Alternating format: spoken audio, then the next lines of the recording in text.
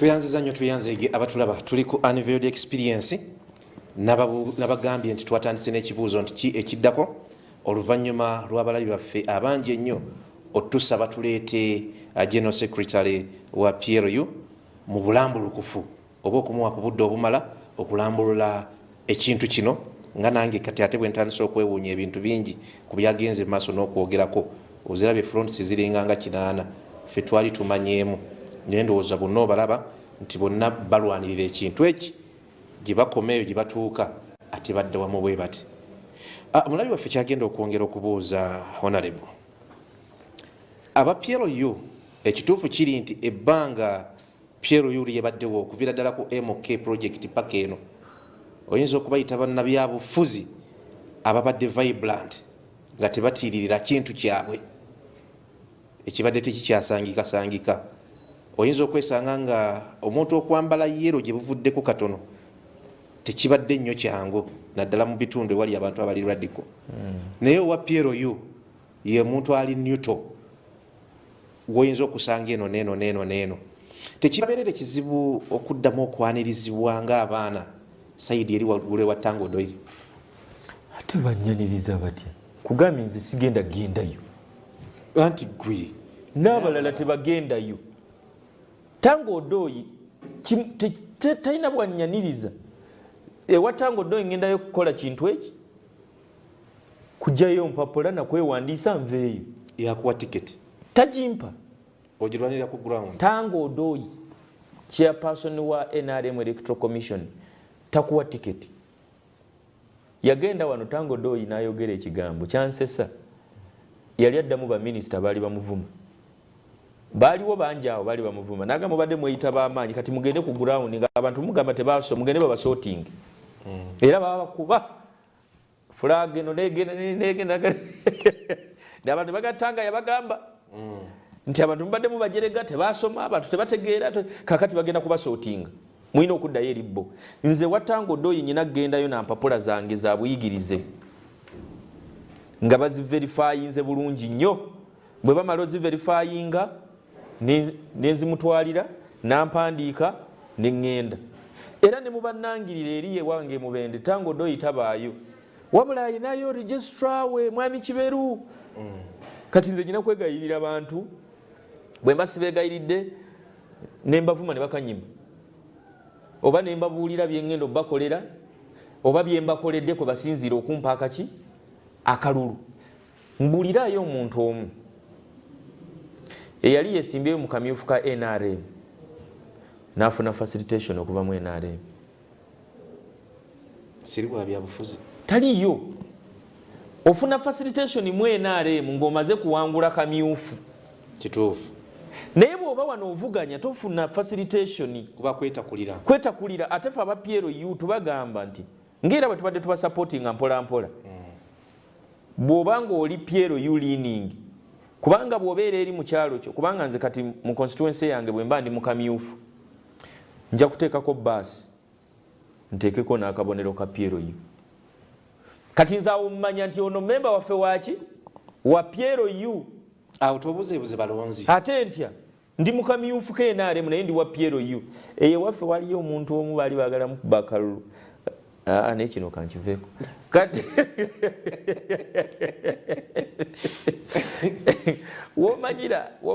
womanyira nti nyina enjawulo ku ggwe nga waliwo omusiraamu azze nemutolera salaamu awo omanyira nti bano basiraamu abatakwawudzeeko naye omanyira nti bano baki basiraamu era bw'ojjawo naye nga nti Mukama yebazibwe kati oli abadde tatumanya amanya nti bano baki balokole. Kakati omuntu okuteekako PLU logo ffe tujja kumanya bumanya nti ono tewalabanga abantu ba DP naye nga bateekako people power nga waliwo n'aba DP nga bo people power tebagikola ki tebagiteekako neeri sayidi eri oli yeteekako kakofiira eno nateekako ne kambuleera eno wadde talina tiketi oba kaadi yeeri naye nga affiliation ayagala ogiraga ne bano bonna be baakuba bano be bammazi tiketi baasigala nga balemeddeko nga weewaawo ambuleera teriiko naye ng'alaga nti ataddeko aka people power. Kituufu. Wa DP wa independent naye owaki owa people power. Ka attachment ako kasigalewo. Asumani basaalirwa ye yaleeta ekigambo people power.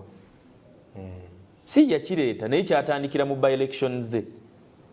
Yali wajjema bwe baba banoonya akalulu ne baga nti oba wajjema oba waki naye gano maanyi gaaki g'abantu.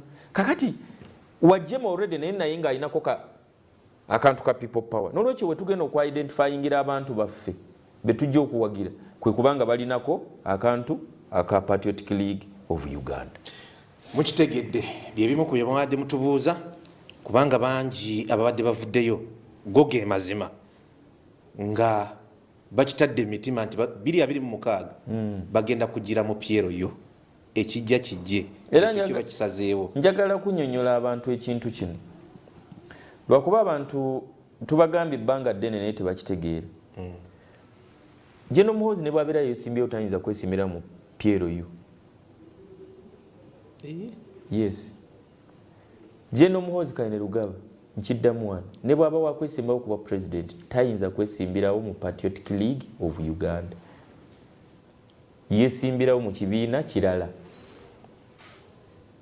Patriotic League of Uganda already eri registered mu URSB as a civic organization that is non-partisan, non-denomination and non-sectarian. Tolina kintu kye wawandiisa nga non-partisan, non-denomination, non-sectarian ate bw'ogamba nti no kigenda kubeera partisan. Ng'avuddeyo n'akyesimbiramu. Tasobola kyesimbiramu, tetusobola kiwandiisa. Bwe tuba era n'abantu abalala bonna bakimanyi nti n'abali mu Piero U abakulu bakimanyi nti erinnya eddala weeriri so si Piero U. Nga bwe waliwo standby generator bwe mulina standby party weeri n'abakulu abamu abali mu Piero U mu Central Committee erinnya eryo balimanyi nti weeriri. Just tetwasobola diwandiisa kubanga ebigambo ebirimu olina biwandiisa nga political party so twalitereka.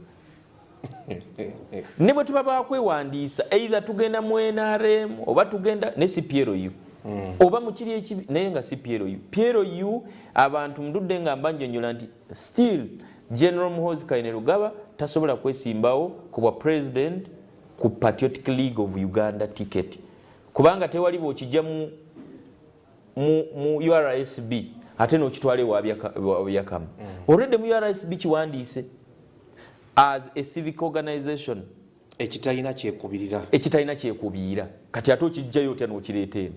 Abantu kye bataategeera bulungi ne Piero U ndudde abantu nga bagamba nti si kibiina kya byabufuzi weewaawo kirimu bannabyabufuzi naye nga kyemuzimba kyonna kiraga ebyobufuzi ekyo munaakiddawa mu maaso awo.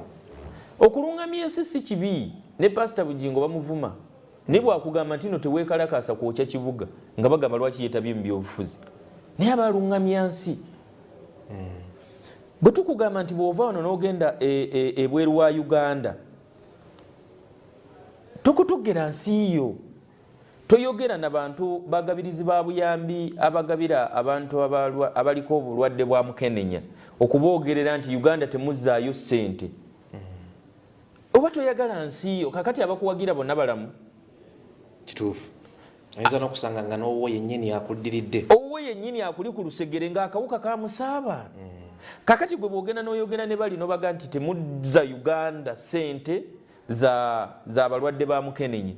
Ababo bottiramu ensi yo batojagala. Oyinza okuba nga weeyagaliza olowooza okotogera Museveni naye okotogera babo. N'olwekyo omuntu yenna okwagala ensi bwe tuba tubibabuulira tetubategeeza nti bw'oba oyagala ensi yo wagira nnyo President Museveni. No. Uganda egenda kubeerawo nga Museveni taliiwo kuba yaliwo nga ne Museveni tannaba kubaawo. Era egenda kubeerawo n'emyaka egijja nye bannaffe bagenda gisanga batya. Lwaki nze obutakkaanya bwange naawe njagala okubumala mu mbeera ey'eŋŋumi. Ekitakola makulu. Tekikola makulu ensi yo oba togyagala. To preaching message ey'abantu okwagala ensi yaabwe tetugenda kukibakaka naye bamanyi obulungi obukirimu nti bwenva wano neŋŋenda nali nsesa abantu General Muhoozi Kainerugaba yatulagira tuyite abaana abali ku airport aba taxi tubasomese mwoyo gwa ggwanga era tugenda kikola ekyankwanzi. Omwana avuga n'ababodaboda, omwana avuga taxi tourist oba omulambuzi bw'aba yakayingira e Uganda bw'ati omanyi kyamusookezaako amulaga kifaananyi kya Uganda ekibi banaye Uganda banaye jamu kakati oba tunaatuuka ddi kakati noono yennyini eyakajja omulambuzi azze okweyagalira mu nsi ye. Nze bwe mba ngenzeeko mu biseera ebimu e Nairobi wali abavubuka abatera okunvuga mu motoka zaabwe bagenda ne baga nti eno waliyo jamu naye Pulezidenti Uhuru yakola oluguudo wano wakati express mu Afirika terulimu luli wano dakiika ezi nga tuli ku airport eno Mombasa Road eno gundi egenda bweti eno bwogenda Kisumu Eldoret bwoba ogenda Machakos bwoba ogenda gundi waliwo enguudo zonna ennungi woteri ennungi eri wali tuyina ne National Park mu Nairobi kyekibuga kyokka ekiyina National Park wakati mu kibuga nowulira ng'omuntu akwagaza ki atunda ensi naye omuntu najja wano nga wa Salt TV n'atuuka wano n'omugamba sebo gyebale nga tayagala nakuddamu ali ku mulimu nene gyakolera takola ki tayagalayo alinze musaala gutuuke n'omugamba nti anaye aba Salt mugyebale tuli awo bane muteekewo kamera tumale tugende kwega yenga ayagala kutwala ayagala kuzaayo story ku eri bamusasule naye ng'omutima gwe Salt tegukola ki teguliimu kati nze bwe nina remote yange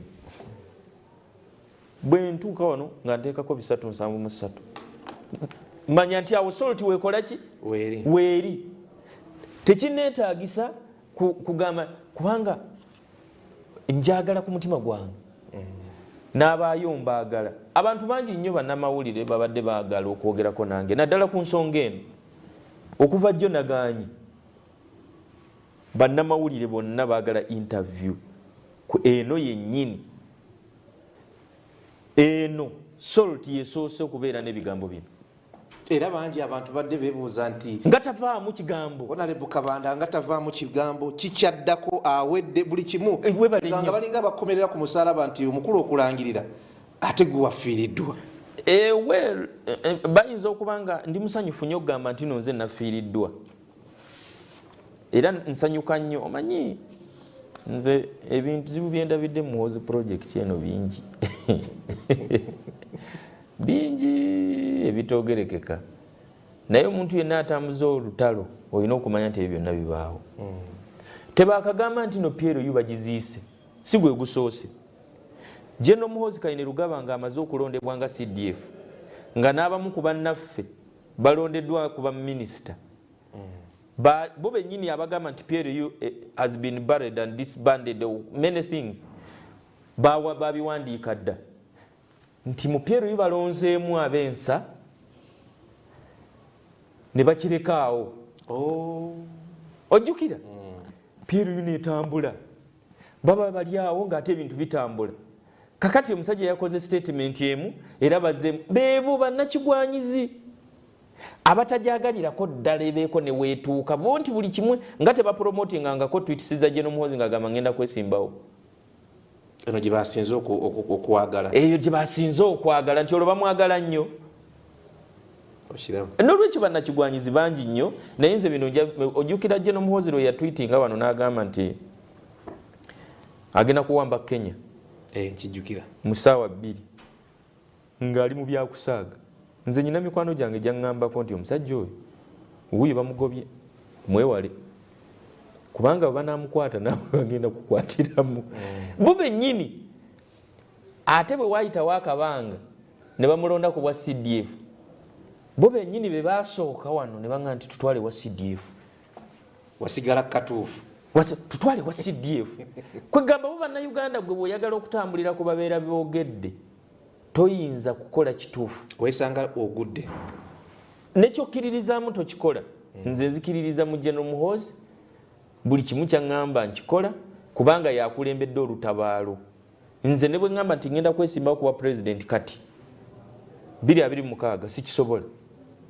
sina lugendo naye ye 2026 olugendo alukola ki alulina era gwendabamu essuubi omuntu gw'olinamu essuubi bwagamba nti President Museveni yali bali baagala awambe Kampala mu ssaawa 2 Kayiira yamuyita namugamba nti kakati genda e Makindye. Kayiira yamugamba nti nze ngenda genda e Makindye gwe jangu ng'ova Ntebe Road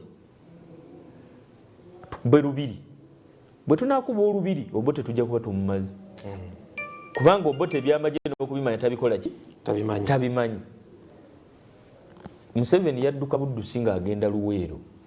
Kayiira yakuba Lubiri yekka ne bamubuuza Museveni bwe bamubuuza nti lwaki muno yakuwa ddiiro ate gwe n'odduka n'agamba nti bwe twandiwambye Obote bandize ne batuyoola ng'enkoko kubanga balakisa endala ez'ebweru twandibadde tetuzikoze eki tetuziwambye tulina kusooka ne tuwamba ez'ebbali bwe tumala oziwamba ne tulyoka tujja ne tuwamba Kampala.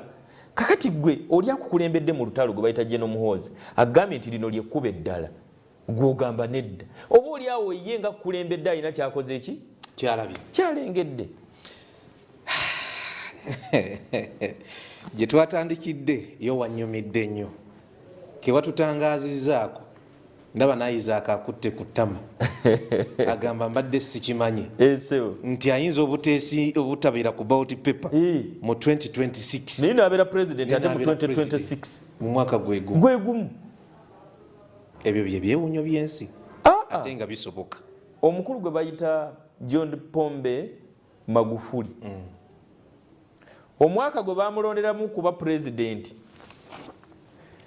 era gwe yalonderamu Samia Hassan Suluhu omwaka ogwo gwennyini Samia Hassan Suluhu mwe yabeereramu president gwennyini gwe yamulonderamu kuba vice president era gwe yabeereramu president. Ndowooza abalaba so TV sawa zino chemistry mumulabye ekyo nja kiyita chemistry mumulabye nti asobola okukola ki okwatagana. Tuli mu unveiled experience akugwe agenda maaso n'okutulaba a tweet ey'omukulu eyafuuse viral kangambe bwente ku weekend ye yatuwaliriza okunoonya Honorable David Kabanda kubanga takoma kubeera ku lusegereroka ne CDF naye wamunda nnyo mu kintu kino ekya PRO era bw'aba akugambye nti eno civic organization kibiina kikola mirimu gya buli muntu ewatali kwekubirira sina kibiina kiringa ekitongole katugambe bwe tutyo kkiriza bwakugamba nti waliwo erinnya eriri ku standby obudde bwonna eriyinza okulangirirwa so bwe kijja tukiraba nga kyewonyo. Tweet zabadde 2 ezayugumizza eggwanga Uganda n'ebweru waalyo.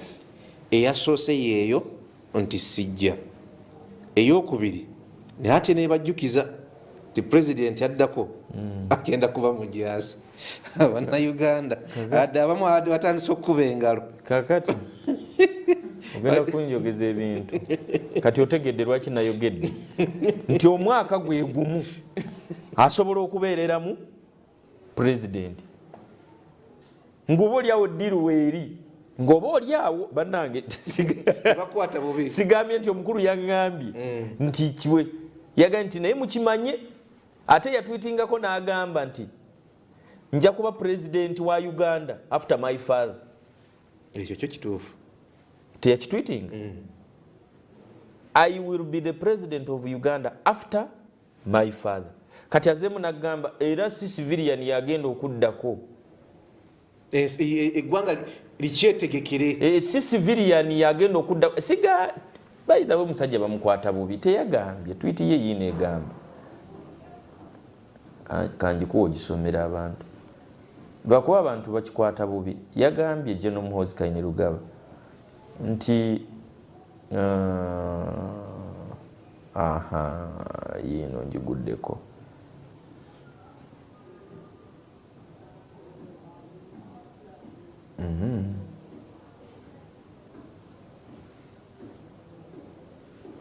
embuzi sigiraba naye yagambye teyagambye nti nno nange kanje nonyeeko wano teyagambye nti nno nti tewali civilian alibeera pulezidenti wa Uganda nedda. Yagambye nti tewali civilian agenda kuddira taata we muki mu bigere. Kiba kitegeeza oba oli awo nga taata we yavuddeko ng'omuno omulala gwagamba munnamagye agenzeeko, kisoboka okubeera pulezidenti waki wa Uganda. Singa Katonda nyamba nenkulaga tweet eyo, Abannayuganda ne bagitegeera bulungi, kubanga abamu bagamba nti yagambye nti nno tewali muntu yenna civilian agenda kuddamu kubeera pulezidenti wa Uganda. No, taata we ng'avuddeko. Yagifuna oba yagisiimudde.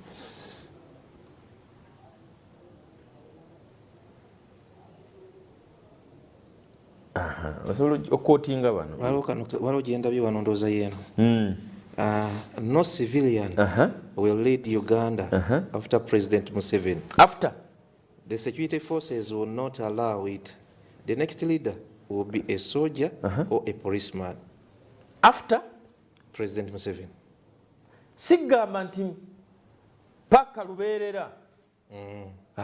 President Museveni ng'avuddeko mu kiseera ekyo agenda okumuddira mu bigere, agenda kubeera wa poliisi oba munnamagye. Onfunye bulungi?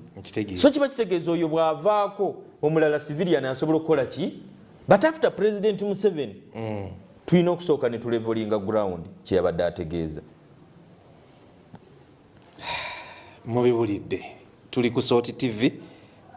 Honorable Kabanda gwe tuli naye okuva e Kasambye obwongo butukuta bumwesera bwesezi ekintu owulidde engeri gyakibataputiddemu, kati atawulidde oba awulidde tegeeza omulala.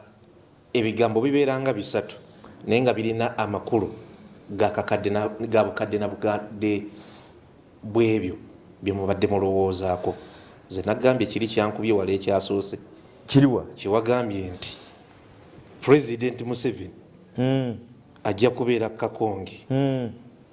General David General Muhoozi Kainerugaba tajja kabeerako. Ye bwe yagambye sijja kubeera Kakonge ne sigamba nti tajja kubeera president 2026.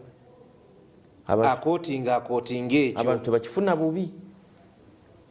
Nze John Pombe Magufuli yabeera president wa Tanzania mu mwaka gwegumu gwe yalonanga vice president n'abeera president mu mwaka gwegumu.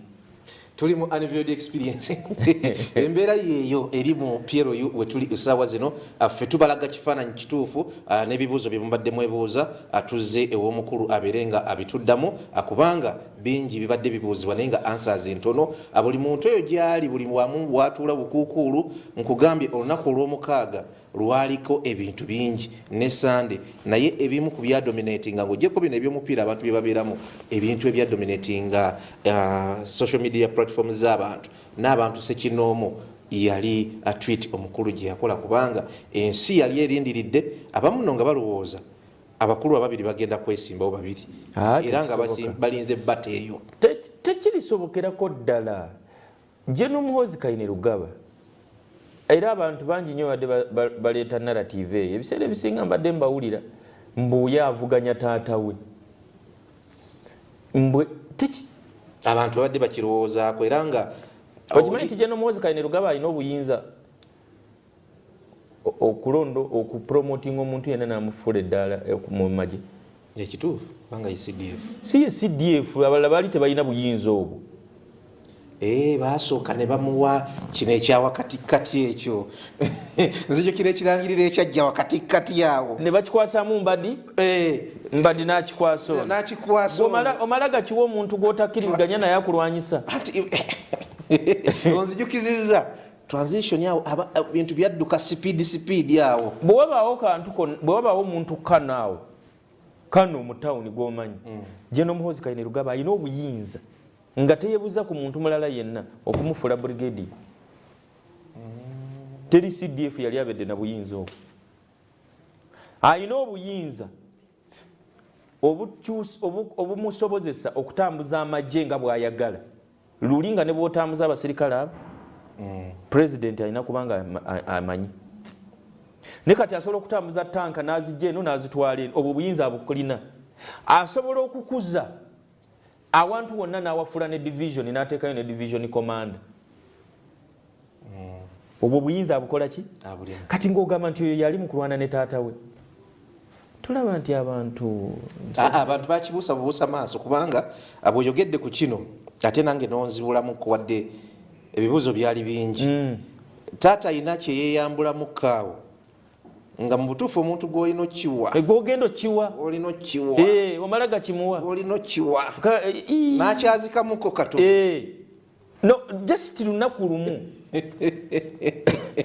alina obuyinza kati yekka obusobola okugamba nti amagye gabeere ku standby waliwo ekigenda mu maaso ne wataba wakiwakanya CDF oyo wa Uganda nolwekyo abantu bonna baba balaba ebintu nga bitambula mu maaso naye waliwo of course abantu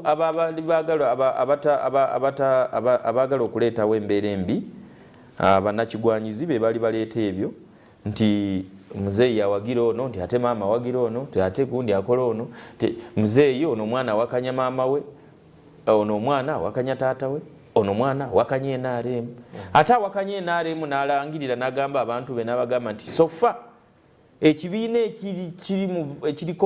ekitegeera values zaffe nga PLU ye NRM era bwe yakyogedde lwaki tebagambe bagende mu nuupu ate omuntu bulijjo abalwanyisa n'olwekyo nja kubasaba n'abantu baffe abagamba nti bo tebajja kuwagira President Museveni bamuwagire nga bwe batulagidde kubanga gwe weewuunye oba weebuuza ali eyo atayagala kuwagira President Museveni ng'owagira mujje n'omuhoozi singa President Museveni yagambye nti sigenda kwesimbawo naye muwagire gye n'omuhoozi abantu be ne bagaana twandiwangudde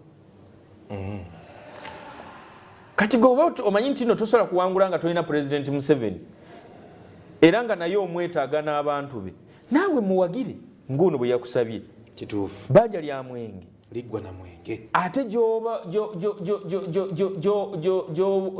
gy'owoze gy'obanja leka abasajja tubawole ekintu kyaffe bwe kituuka naffe tubakole ki tuba bangi abantu n'abamu bakukkuluma honorable nti ekituufu kiri nti mubadde mu kizimbi n'amaanyi mangi n'okwagala kungi n'obuvumu bungi si kibiina kya byabufuzi naye okuviira ddala eri ku birthday parties ezo naki gye kyatandikira abantu babadde bakitegedde kankunyonyera akantu kano abantu bakiraba honorable nga ka disappointment ojja kansalira akantu kano okawa abantu bakalabe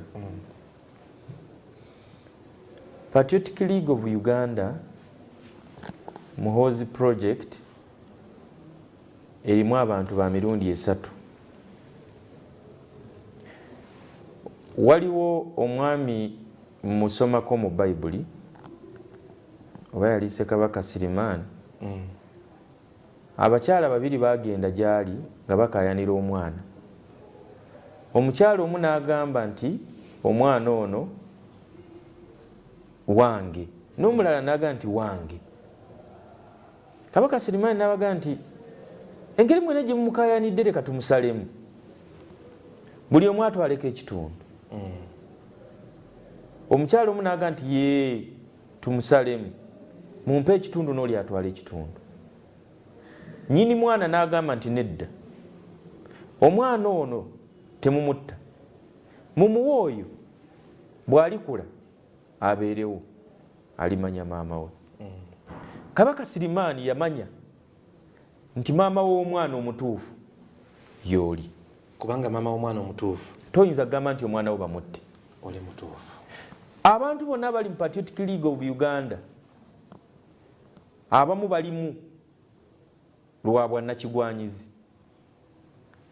babala bizinesi abamu bali ku ssente be bali bennagambye nti ewaffe Mubende tulinayo omubaka abamu babala mirimu ewaffe Mubende waliyo omubaka yali ku tiketi y'NRM naye n'atalonda President Museveni kyova olaba abo abagamba nti no Patriotic League of Uganda efe be bataagizaala nze siyinza kukkiriza Patriotic League of Uganda ekole ki kubanga nze omu kubagikola ki kubagizaala. Siyinza kukkiriza Muhoozi project kufa kubanga nze omu kubagizaala. Siyinza kukkiriza MK movement kufa kubanga nze omu kubagizaala. Waakiri tuposponinga struggle naye PLU Muhoozi project MK movement netafa.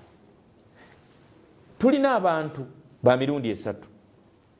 Waliwo abagamba nti bwemba sinze Secretary General Waakiri kife oyo nakigwanyizi.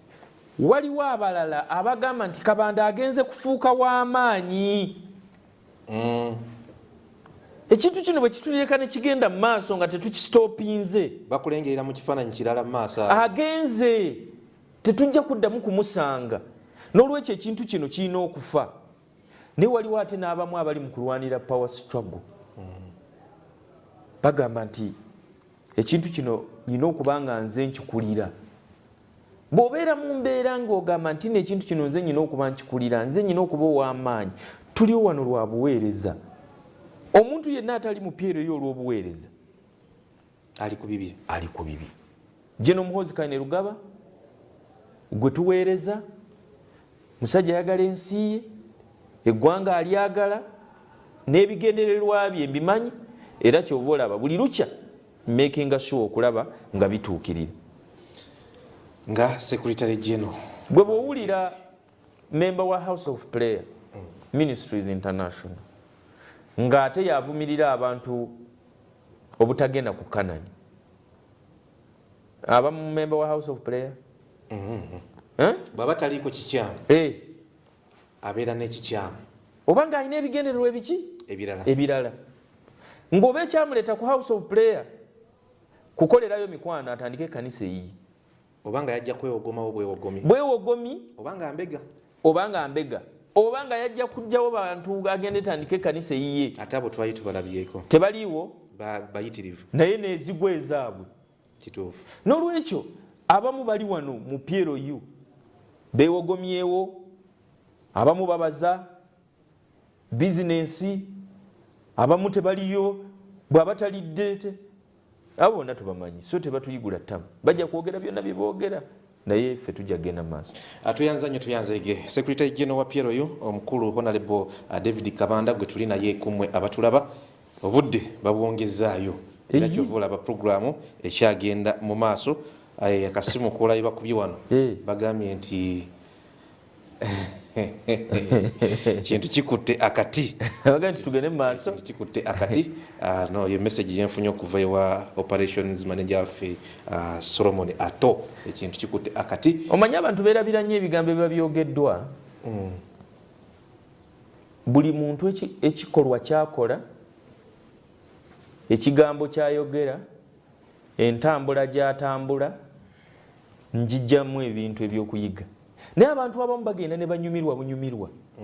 Pastor Alozias Bugingo ng'ali e Masindi, nali ku Salt TV okwo, bwe bamuyita okusaba yagamba nti era Mukama Katonda tukusaba nti muzeeyi waffe President Museveni bw'ali baasazeewo n'awummula. Bakyajjukira ebigambo ebyo? Bw'ali baasazeewo n'awummula atuweere muganda waffe General Muhoozi Kainerugaba kubanga muteeketeeke bulungi. Obujjuke bw'aliba asazeewo n'awummula. Kyova olaba naffe tweyita stand by generator. Weeri eyaka amasannyalaze bagaga nti ffe gaweddeko nga generator eyaka. Ate tosobola kubeera na generator ng'enakukolera nga togiwa service. Kati kye muliko kati gye tuliko tuli muku President Museveni yamala emyezi nga 12 nga tali mu nsiko. Omulundi ogwasooka yagenda okunoonya obuyambi mu bantu nga Muammar Gaddafi n'abalala. Olutalo terwayimirira, lwasigala lugenda maaso. Eyalukulembera mu kiseera ekyo baali bamuyita Sam Magala. Omulundi ogwaddako 85 bwe yalaba nga bagenze kuwamba n'amanya nti siyinza kuwamba bukulembeze buno nga sinaba kutereeza diplomatic ties oba okugenda okutereeza amawanga amalala. Baliraanwa baffe nyinza okuwamba ne baturejectinga because bw'owamba nga toyise mu kalulu amawanga agamu gayinza okwesamba ne bagamba no tetugenda kukolagana naye. Yagenda n'abannyonnyola nti tugenda kuwamba obuyinza naye ebyatutwala mu nsiko bye bino. Bwe tuwamba bannange temuturijekitinga, tetwagendayo mu mutima mubi. Waliwo ekittabantu, waliwo injustice, abuse of human rights n'ebirala bingi nnyo. Amawanga ne gamutegeera era agenda okudda nga General Sale under the command of Tumwine ne Fred Rwigema already bakuba Katongo oyo bamukutula. Yafuluma mbalala okujja okubeyungako ne General Sale. Naye olowooza singa yabulawo emyezi 6 olutalo ne luyimirira eggwanga lino lyandinonuliddwa singa tetumanyi gye tuli. General Muhoozi Kainerugaba bw'aba ali eri mu magye ali mu kukola by'amagye kati ali mu kutereeza ggwanga, ffe tulina okusigala eno nga tukola emirimu ate egy'ebyo by'obufuzi. Wajjira bw'ati nga ffe by'obufuzi tubitereezezza nga naye eri amagye agatereezezza ekintu tukitwale butwazi. Tetuyinza kubeera nga Kayiire yali ayagala bawamba olubiri nga Mubende si mpambe. Twagala 2026 weeneetuukira ng'ebintu byonna bikoze ki? Nga biri taratibu. Nga biri taratibu. Tweyanziza nnyo tweyanzeege. Abatulaba mu ggwanga Uganda n'ebweru waalyo ebya PLU bwe bityo bwe bitambula era bwe bityo bwe biyimiridde era ebibuuzo bibadde mwebuuza mubadde mugambwa ebibuuzo bingi answers ntono kakati ate answers nnyingi okusinga ku bibuuzo nga mubadde mu byebuuza. Nze ne Pastor Bugingo ffe twatandika Muhoozi project. Kyogana ye founder. Founder bano bawulira bayita ba 001. Ayinamu ennamba awo. Mbadde simanyi. Gwe buuza abantu bonna nti ani yali sooka okusaba ku mukolo gwa General Muhoozi Kainerugaba. Nze nalaba live ya lunaku lulamba yali ebula na keesa n'engamba ng'oli kweriwa kololo. General Muhoozi Kainerugaba ng'aweza emyaka 45 nga ali ku lanka ya Lieutenant General. Munyonyo Speak Resort Hotel omuntu eyajja n'atuwa essaala yali Pastor Aloysius Bugingo yekka era essaala eyo yamuviirako n'ebizibu ebyenjawulo. Bapasita abasinga banyiiga kubanga tewaliwo musumba wa ddogo, tewaliwo munnaddiini mulala yenna. Era General Muhoozi Kainerugaba yagamba nti guno gwe mukolo my first public function oba birthday after 33 years. Birthday yasembayo bali bakawamba nga alina emyaka 12. Eyaddamu yali alina emyaka 45. Ye birthday yasooka nga alina emyaka 40 oluvannyuma lw'emyaka 3 omuntu eyasaba ku birthday yali Pastor Aloysius Bugingo. Olonge ekintu kitandika oye founder. Bw'oba ogamba abantu 27 abagenda e Kabamba, abantu 4 omusole, abantu 4 nga balina emmundu 27. Pastor Aloysius Bugingo ali ku 41. Kinsanyusizza nnyo. Era kyova olaba kino sandi kyogere ni kankyogere ku Kananirandi ku Bat Valley. General Muhoozi Kainerugaba yakabeera ku Bat Valley emirundi egi kituufu nina ne yamunengezaako ng'abantu tebamanyi egi. Gwasooka yali kamanda wa SFC n'ogwaddako yali kamanda wa SFC, ogwaddako yali senior presidential advisor era ne kamanda Land Force. Awo wennyini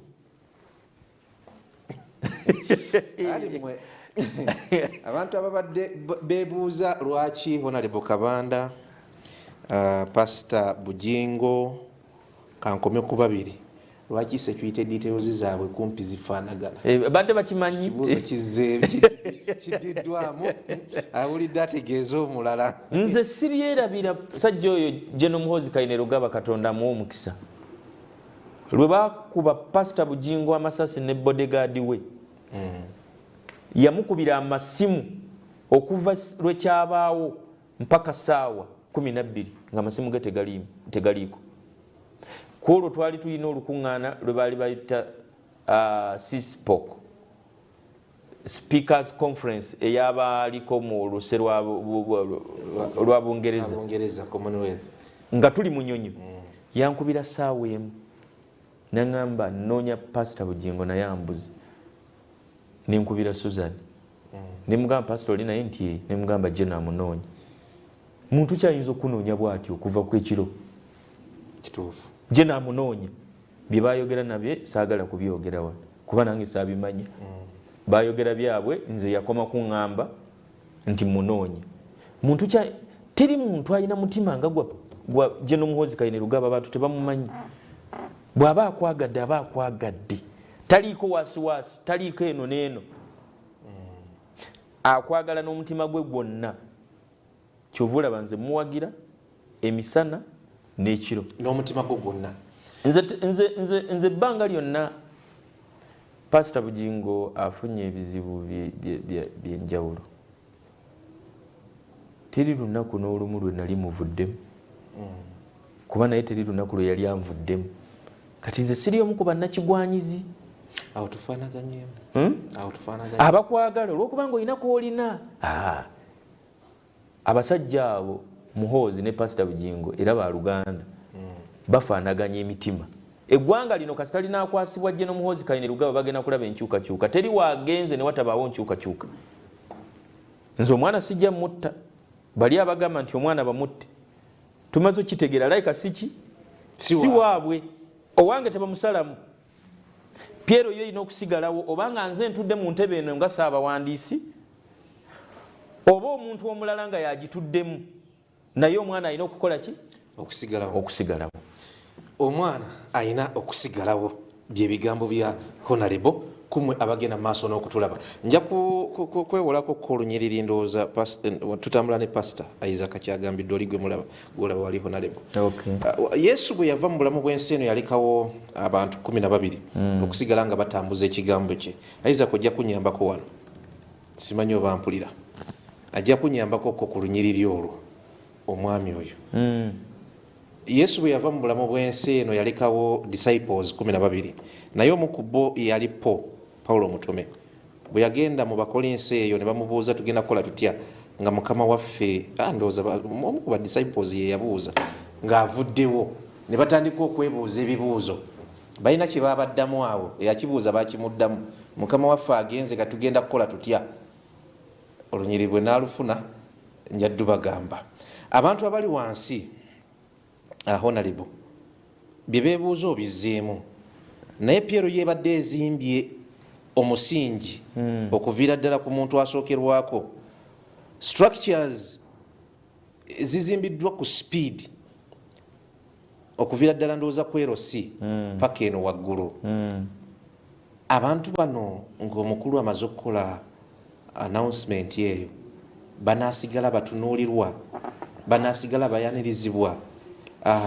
Mulina obukulembeze nalaba e Masaka okuva ku kyalo paka ku Kinga beeyanjula mu Buddu eyo.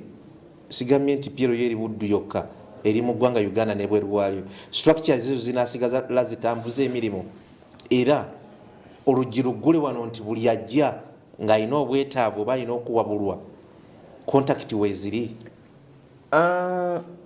Abagenda okukyamya abantu bangi. Bayibuli badisaalagena mu Bayibuli. Ngezeyo lwakubanga Bayibuli Matayo 24 okutandikira kanyirira kokusatu. Matayo 24 okutandikira kanyirira kokusatu wagamba nti bwe yali atudde ku lusozi olwa Zayituuni abayigirizwa be ne bajja gyali kyali kyama. Ne bagamba nti tubuulire bino we biribeerawo n'akabonero k'okujja kwe bwe kaliba n'ak'emirembe gino okuggwaawo. Yesu n'addamu n'abagamba nti mulabe omuntu yenna tabakyamyanga kubanga bangi abalijja mu linnya lyange nga bagamba nti nze Kristo balikyamya bangi. Kakyo kyekirindooza kye nabadde nange neetaaga lwakuba kati nze onsinga amafuta go gasinga ku gange. kyekyo wagambye buganyi kuŋŋamba nti nkirina weesirikire. Kakati President Museveni kino nkitwala bwe nti bwenga nti bwe yali atudde ku lusozi Zaituni abayigirizwa be ne bajja gyali kyali kyama. Ne bamubuuza nti tubuulire bino we biribeerawo n'akabonero k'okujja kwe kaliba. Kwega abantu omusajja bamuteeka ku nninga ovaako ddi tubuulire ani gw'ogenda okuteekako ng'omusika era baani abagenda okusigaza ebintu byo baani abagenda okusigalawo kuba pulezidenti. Yabaddamu n'abagamba nti mulabe omuntu yenna tabakyamyanga kubanga bangi abalijja mu linnya lyange nga bagamba nti nze Kristo balikyamya bangi. Abantu bangi nnyo baagala okukyamya abantu.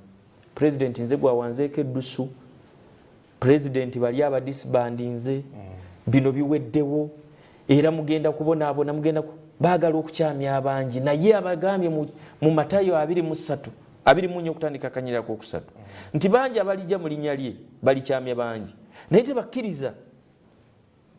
So kino kituli ffe weetuli wano Piero yuwe eri wano wendi tulabye ng'emirimu gyonna gitambula era nsanze abantu bayitirivu abamu bali mu baluŋŋamya wansi ne security tebagyongedde. Kituufu General Muhoozi agyongedde n'abalala garden zonna zijjudde. Olowooza lwaki? Kubanga akimanyi nti waliyo bannabbi b'obulimba abagenda okulimba abantu babakyamye naye temukkiriza tebabakyamyanga kubanga abantu bangi bagenda okujja mu linnya lya President Museveni bakyamye bangi naye mmwe aba PLU tebabakyamyanga. Aba PLU tebabakyamyanga. Tweyanziza nnyo tweyanzeege omulabi waffe owa Soul TV okutwekuumirako okuviira ddala gye twatandikidde apaka erudde eno nga tubaluŋŋamya ku nsonga ebaddeemu. Bwe twali tuziika maama wa Makula omusumba yali yasoma ekyawandiikibwa kyali mu Yokaana ndowooza Yokaana oba 3:16 ndowooza mwe yakijja aga nti kubanga Katonda bwe yayagala ensi bw'atyo n'awaayo omwana we omu yekka buli muntu yenna amukkiriza aleme kuzikirira wabula afune obulamu obutaggwaawo.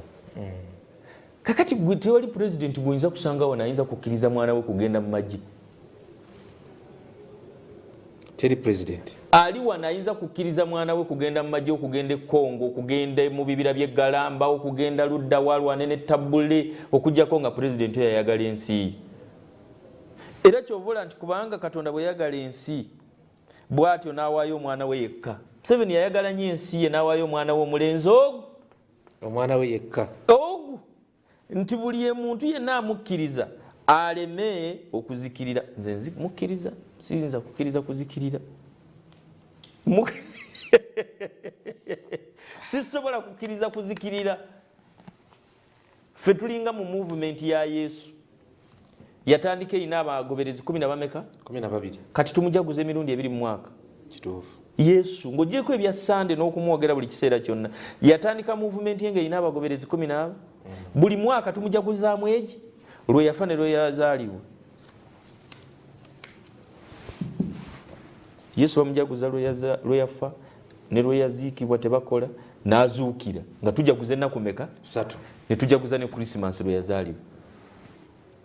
Ate waliwo n'olulala oba egguduki oba Easter Monday oba Good ennaku nnyingi kakati movement seezo ffe ze tukkiririzaamu. Pastor Bugingo nagamba he inspires me a lot. Era Bayibuli ndaba ogyesomera? Ngyesomera. Nga message ye bweri? Nga message ye bweri? Bayibuli yange ngyesomera. Yagenda okuva gye yava okugenda ku Bati Valley. Nebyo sijja bigenda mbyange ne Pastor Bugingo. Naye n'okuvaawo ku Bati Valley ogenda okugula ettaka liri. Nali naye babiri nga tuteesa mu mmotoka. Twali mu overnight ne tuteesa bwe tunaakikola neteeberezanga abantu baagala millionaires 2 eza $, ne mukuŋŋaanya 5,000 ku millionaires nga yaleese emmotoka bulioni vaani ye beezitwala bwe yali abeera naye nanga nti oli musiru gwe zino sente zoge va ku byekisiru tugende mu maaso n'okupangisa wano naye Katonda yakikola nolwekyo buli lwolemerako otuuka ku buwanguzi. Yes, tweyanziza nnyo tweyanzige Honorable. Sirowooza nti tulina ekibuuzo kye tuleseeyo nga tekyanukuddwa. Amazima gali nti obudde abutuwadde ate abizzeemu bulungi. Abadde balinamu akakunkuna ekituufu kiri nti mukkiriza nti ku nsolo ensolo ku kizigo kweri. Adde balowooza nti emyasiiro emingi giwabya embwa nedda. Olumu najyo ekituufu olugero lw'osembezayo nalwo lutuufu. Wamu olubeera lutuufu. Emyasiiro emingi giwabya embwa. Kakati mu aba PLU temuwuliriza myasiiro mingi. Muwuliriza omwasiiro gumu. Omwasiiro gwe mulina okuwuliriza guva wano guva wa General Muhoozi Kainerugaba. Kubanga oli bw'anagamba omwasiiro omuntu bw'aba ayizze olinaga sho kwata ati imirira kakati embwa egenda nebeera stuck netabulwa nega nti kakati nkwate ngende oba naye bwe wabeerawo ng'awo omwasiiro guli gumu embwa teyinza kukola ki kuwaba. N'olwekyo tulina kuwuliriza mwasiiro gumu okuva wa General Muhoozi Kainerugaba gukkirira paka wano ku Patriotic League of Uganda Secretariat. Bannayuganda mu bufu basiibule. Njagala kubeebaza bannaffe aba Salt TV, abakulu abazze wano mwenna, abali eyo mu kiyungu besirabye, naye namwe abali mu kutulaba bannaffe bannakasambi abansindika mu Parliament. Njagala okutwala omukisa guno mbeebaze olw'okubeera nga mwansaamu obwesige. Mugendere ddala mu maaso n'okuwagira Patriotic League of Uganda, mugendere ddala mu maaso okuwagira General Muhoozi Kainerugaba n'okuwagira President wa Uganda Muzeeyi Yoweri Kaguta Museveni. Muwagire nnyo Pastor Bujingo, House of Prayer Ministries International. Tugenda kujja mu Independence Night, akalango ka Independence Night njakaba olulala, naye nga mbakubiriza ennaku z'omwezi nga nya October tugenda kubeera wali ku Canaan Land. Ffenna we tugenda okuggwera bannakasambi mbakoowoola mwankola bulungi nnyo ekkololo mwajja mu bungi nnyo mwajja mu bungi mwebale nnyo mwebalire ddala ne ku mulundi guno muggweeyo kubanga waliwo oluyimba lwa Pastor Bugembe yali aluyimba nga lugamba nti mu nju muno mulimu Katonda. Ku Canaan Land awo waliwo Katonda gwayagala ebyamagero jangu ombuzi. Mwebale nnyo mwebalire ddala.